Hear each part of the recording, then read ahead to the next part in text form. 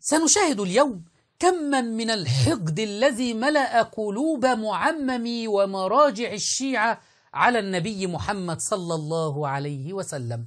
خرج علينا المسمى بآية الله العظمى حمود العاملي، مرجع كبير من مراجع الشيعة أهلكه الله.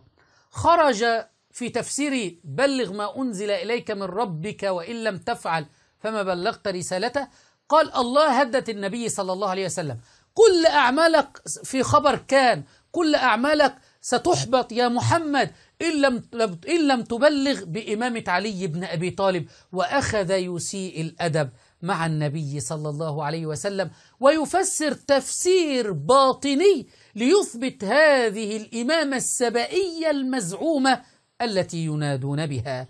يطعنون في النبي صلى الله عليه وسلم من أجل هذه الإمامة السبائية.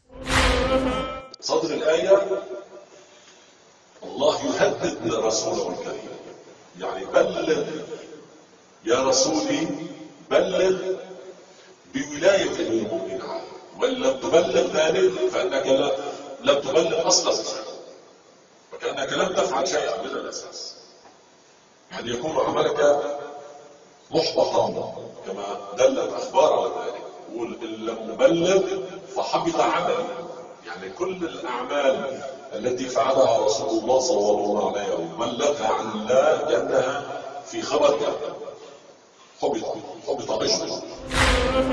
ليس مكر فقط الذي آذى النبي صلى الله عليه وسلم، بل هذه العمائم السبائية المجوسية والذين يؤذون رسول الله لهم عذاب أليم، عمائم مزيفة.